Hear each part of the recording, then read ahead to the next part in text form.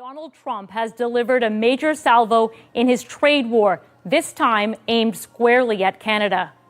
In a letter addressed to Prime Minister Mark Carney and posted on social media, Trump said the U.S. will charge Canada a tariff of 35% on Canadian. The government of Canada will be responding by matching the U.S. approach, When President Trump abruptly increased tariffs on Canadian steel and aluminum imports to 50%, the $22 billion sum is rocking the whole North American economy and formally sparking a new spat between Ottawa and Washington.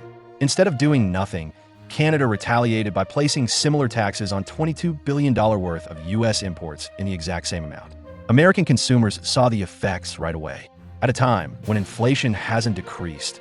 Everything from truck frames and electric car engines in Detroit to the beer cans that millions of Americans open every night suffered a significant price increase. Their finances are directly affected by the fire that Ottawa's counterattack fanned. The urgent query at hand is the answer will be disclosed in today's video. And don't forget to hit the subscribe button on Canadian Bulletin to stay up to date on the most recent breaking developments in politics and the economy in less than 2 days. The question is whether the Trump administration is undermining its own electric vehicle development strategy, turning its ambition to lead the industry into a painful defeat at home. A retaliatory decree was signed by Carney, imposing additional duties on around $22 billion worth of American imports, while also rejecting Washington's national security defense, calling it covert protectionism based on fictitious figures.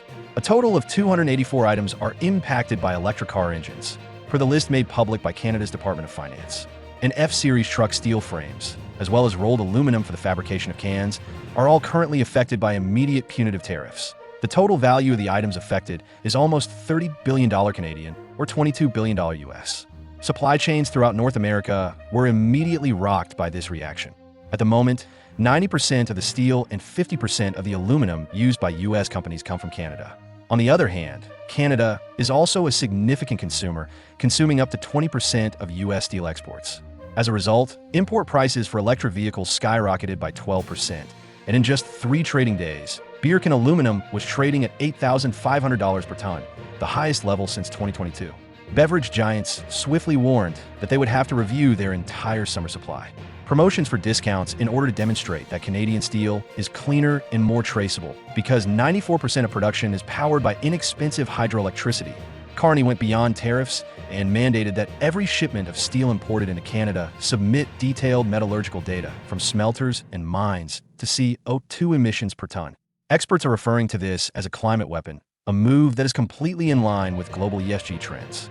In the event that Washington attempts a WTO challenge, this puts traditional American steel, based on coke, in a precarious position.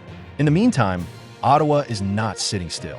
In order to boost output and retain employees, the government promptly introduced a $1.5 billion emergency support package for Quebec's metallurgical facilities. However, the Aluminum Association of Canada raised the alarm a week later, stating that growing demand for it is straining budgets and that if U.S. tariffs continue, smelters may run out of money to operate before winter arrives. Despite these financial worries, Carney maintained his composure and said, "We are not retreating, only moving forward in a more professional manner." While U.S. electric car manufacturers are still having difficulty obtaining parts for their vehicles, including engines, batteries, and gearboxes, Canada is willing to increase tariffs and enforce stringent limitations on American steel and aluminum if the U.S. does not defuse the situation. The 50% tariff intended to corner Canada has backfired, putting the Biden administration in an untenable situation. Undermining Washington's basic goal of controlling its own domestic market, tariffs from both sides might increase to 70% if the next round of negotiations fails. The climate is becoming more oppressive with significant investors, and the Bank of Canada has warned that in such a scenario, North American GDP may evaporate by about 0.8% in just 6 months.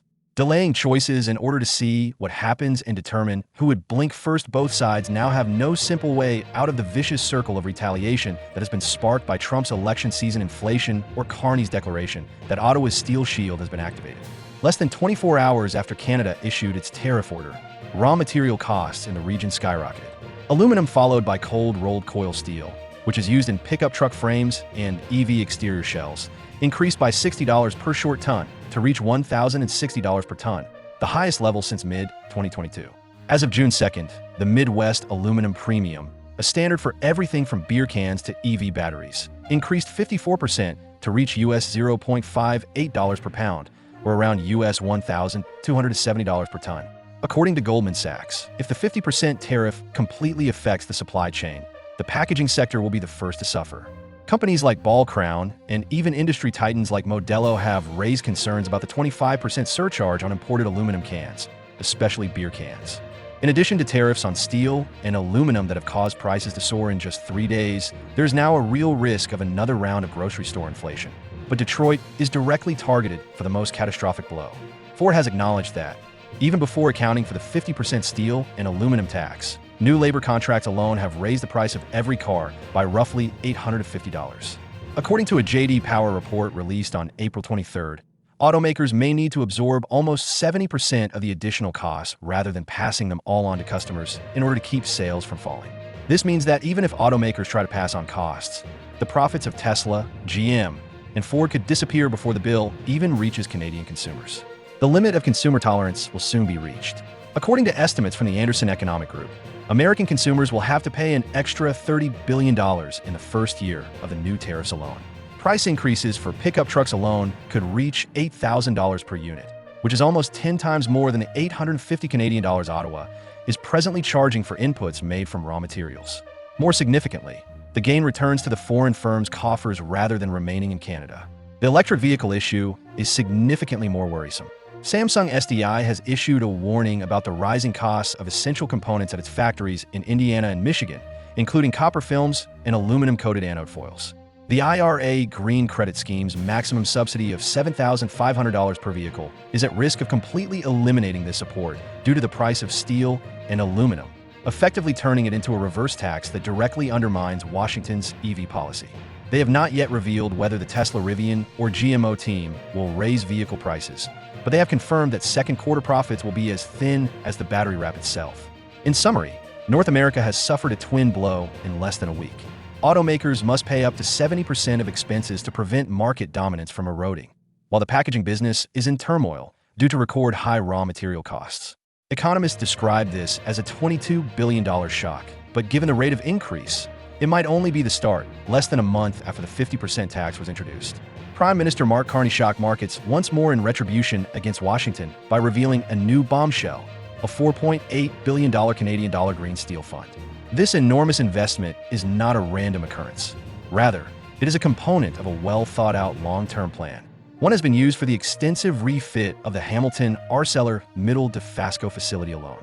The remaining $8 billion Canadian dollars are coming from the Net Zero Accelerator, a fund devoted to high-emission industries like metallurgy and petrochemicals. Sault Ste. Marie Algoma Steel recently received $420 million Canadian dollars from the budget to replace its outdated blast furnaces with contemporary electric arc furnace EF technology. Steel and EV batteries are currently the Department of Industry's top priorities. These two flagship projects alone have already received roughly $2 billion in investment. Carney has promised that the remaining $2.6 billion will be distributed over the course of the next 18 months. Sufficient to make Canadian steel a symbol of decarbonization in North America, with the aim of reducing CO2 emissions by 60% by 2030, but the cost is high. In the face of ongoing tariff hurdles, Canada's steel industry will need to undergo a significant overhaul.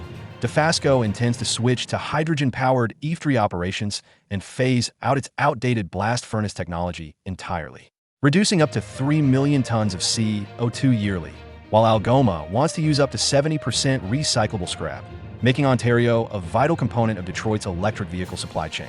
Additionally, the Department of Finance has verified that a carbon passport, a record that details the provenance of the ore and the type of energy used, must be included with every ton of steel that receives government funding, and the particular emissions associated with each coil of cold-rolled steel, which show that Carney is not just responding to U.S. tariffs, but also taking advantage of a plateau in global steel prices to rewrite the rules governing the metallurgical sector. The arc furnaces operate at night, using inexpensive hydroelectricity from Quebec, and there are also plans to construct an export corridor and green hydrogen projects in Labrador. For South Korea and Japan's pelletized steel, Carney is changing the game's rules in addition to defending. But technology is insufficient on its own. On March 13th, the Canadian government filed a complaint against the United States at the World Trade Organization, WTO case number D, formally opening a new front in the legal war. S635 to contest Washington's abrupt increase in duties to 50% after ending steel and aluminum tariff exemptions. Despite the WTO's appeal body being paralyzed when the U.S. barred the appointment of judges in 2019, according to the Department of Trade, Prime Minister Carney said this action was the last straw for a multilateral response in the near future. If all three countries with clean steel industries file complaints together, the political pressure could hit right at the heart of Trump's campaign. The evidence file has already been discreetly shared with Tokyo and Seoul, two East Asian allies that were also hit with an additional 25% tariff by the Trump administration on July 8th. Together with the legal battle, the America First campaign slogan as part of a home strategy, Carney has created a new quota system that will crack down on Chinese steel that is smuggled through the U.S. and re-exported to Canada. And starting July 21st, all federally funded infrastructure projects must employ steel and aluminum made in Canada. This forces Ford and other giants, GM due to Ottawa's 50% retaliatory duty, Tesla, and even beverage companies should think twice before importing parts from the U.S. or switching to environmentally friendly suppliers from Hamilton and St. This tactic, which Marie Carney refers to as a triple strike, hurts Washington through tariff retaliation. Canada's domestic metallurgical sector is modernized by green capital, and the international legal offensive tightens the noose around the industry as a whole. But Ottawa's ultimate objective is to force the White House to reevaluate the entire EV supply chain, where Canadian-made battery casings, clean steel, anodized aluminum, and other components are becoming increasingly indispensable if Washington refuses to defuse the situation. Every pickup vehicle manufactured in the U.S. will have to pay an additional $850 Canadian for materials prior to the election. In the meantime,